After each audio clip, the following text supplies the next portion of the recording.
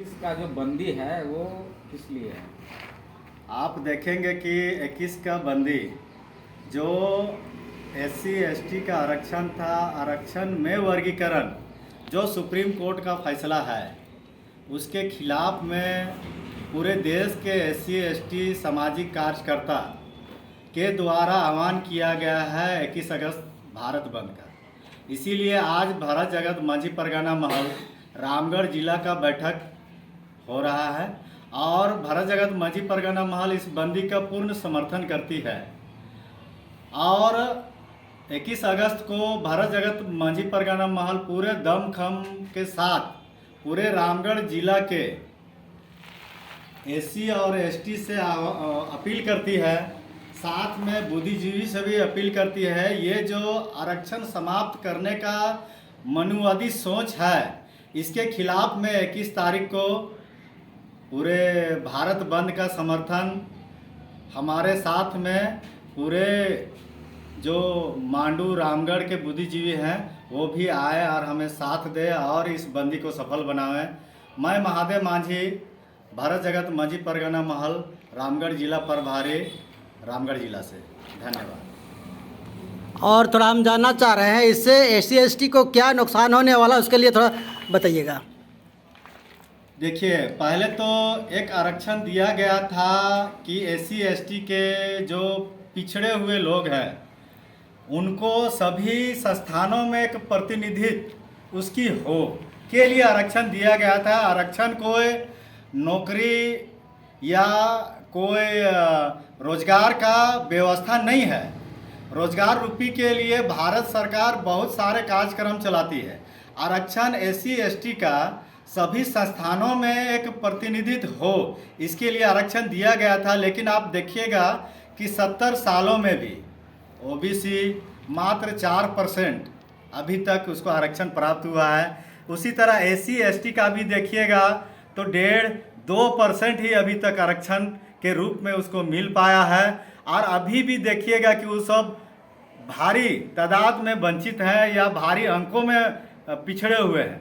आप देखिए कि हाल फिलहाल में एक आर्थिक सर्वे आया था जिसमें SC का 2 पॉइंट कुछ आर्थिक संपन्न है और ST उसमें 0 है। तो हम यही कहना चाहेंगे कि इस देश का जो रिसोर्स है इस रिसोर्स में पूरे देश के सभी लोगों का बराबरी का हक है। फिर ये SC या ST या OBC आज क्यों पिछड़े हुए हैं, चाहे किसी भी प्रतिष्ठान संस्थान या वो आर्थिक रूप में भी। तो हम कहना चाहेंगे इस यह बंदी को सफल किया जाए और इस देश में जिसकी जितनी जनसंख्या भारी उसकी उतनी हिस्सेदारी हो और यह देश में एक बराबरी का भागीदारी हो और सबके लिए हो। आप देखेंगे कि हम लोगों ने कल स्वतंत्रता दिवस मनाया। मैं सवाल करना चाह रहा हूं कि यह देश आज़ाद हुआ है लेकिन यहाँ के लोग को आज भी समानता आर्थिक रूप या सामाजिक रूप से पिछड़ा जो रखा गया है उसको बराबरी करने का अब समय आ गया है और उसको बराबरी किया जाए। धन्यवाद। एक और मैं एक जानना चाह रहे हैं कि ये सरकार का आदेश है कि कोर्ट का आदेश है?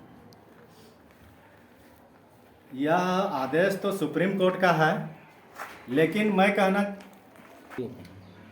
आप देखिएगा कि इस आरक्षण के विरुद्ध में एक पिटीशन दिया गया था और सुप्रीम कोर्ट के द्वारा यह आदेश है। तो यह आदेश में आप देखिएगा कि उस पैनल में कितने जज SC और कितने ST थे। पहला तो ये सवाल है। दूसरा सवाल ये है कि अभी भी उस जो पैनल है वहाँ की एक जज उसने असहमति जताया है। उसने यह कहा कि हम इस फैसले में सहमत नहीं हैं। वो बेला त्रिवेदी जी हैं, सुप्रीम कोर्ट के वो जज हैं और उन्हें असहमति जताया है। और मैं कहना चाह रहा हूँ कि EWS जो आरक्षण लागू किया गया वो तो आज तक न जनगणना किया गया कि EWS दे दिया जाए, कितना दिया जाए। लेकिन जहाँ SC ST का आरक्षण की बात आती है बिना जनगणना का और बिना उसका आकलन किए हुए कि 70 सालों में कितना दिया गया है और इसको लागू कर दिया गया है, ये यहाँ पर बहुत ही गलत है। और ये इससे स्पष्ट पता चलता है कि ये एक मनुवादी सोच के द्वारा किया गया है, जो आज आदिवासी या जो पिछड़ा वर्ग है या जो एसी हैं, वो कुछ लोग पढ़ लिख करके आरक्षण के बतौर एक कुछ संस्थानों में गए हैं और सवाल कर रहे हैं। इनके सवालों को दबाया जाए, इनको रिसोर्स से वंचित रखा जाए, शिक्षा से वंचित रखा जाए, या इस देश के जो संसाधन के अधिकारों से वंचित रखा जाए। इसके लिए यह फैसला किया गया है।